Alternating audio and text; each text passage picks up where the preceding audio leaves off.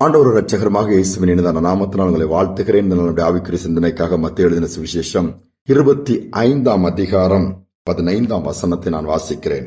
அவன் அவனுடைய திறமைக்கு தக்கதாக ஒருவனிடத்தில் 5 தாலந்தும் ஒருவனிடத்தில் 2 தாலந்தும் ஒருவனிடத்தில் 1 தாலந்துமாக கொடுத்து உடனே பிரயாணப்பட்டு போனான்.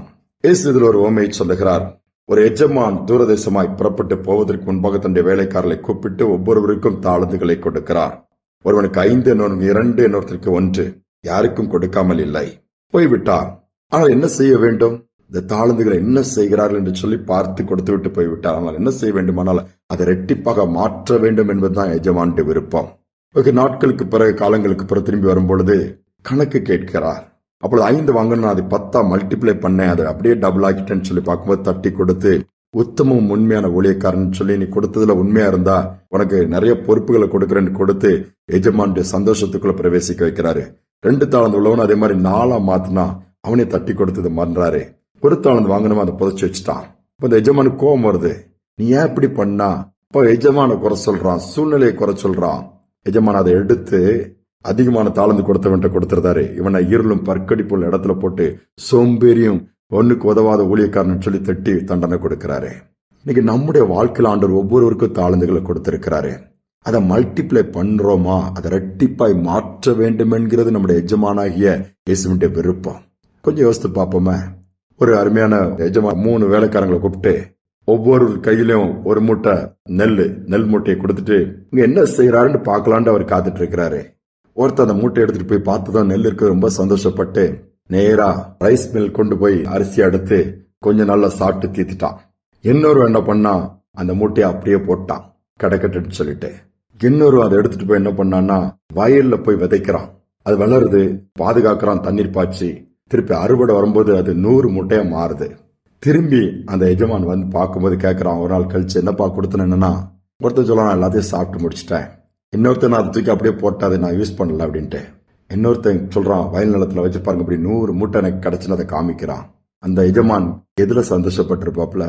அந்த 100 மூட்டையை மாற்ற அந்த வேலைக்காரனை கூப்பிட்டு தட்டி கொடுத்து பாராட்டினாப்லையா. இதே போலதான் நம்முடைய எஜமானும் எதிர்பார்க்கிறாரு. எல்லாருக்குமே தாளந்துகளை கொடுத்திருக்காரு. நம்ம அதை பயன்படுத்துகிறோமா? சிலர் நல்லா பேசக்கூடிய, நல்லா ஜெபிக்கக்கூடிய, பாடக்கூடிய, உதவி செய்யக்கூடிய பல விதத்துல இருக்குது. எல்லோருக்குமே தாளந்துகள் கொடுக்கப்பட்டிருக்குது. எனக்கு தாளந்தே இல்லை, எனக்கு கிஃப்டே இல்லை, எனக்கு ஒண்ணுமே இல்லை நாம் சொல்லவே முடியாது. இன்னைக்கு ஜீவனோடு இருக்கிறோம் என்று சொன்னால் நிச்சயமாகவே நம்மை ஆண்டவர் பயன்படுத்த விரும்புகிறார். நம்மிடத்திலிருந்து நன்மைகள் உண்டாகும். அதுதான் ஆண்டவருடைய சிருஷ்டிப்பு, அவருடைய திட்டமும் அதுதான். என்னிடத்திலிருந்து என்ன நன்மை உண்டாக போது? நீங்கள் உங்களை அற்பமா என்ன வேண்டாம், மட்டுப்படுத்த வேண்டாம்.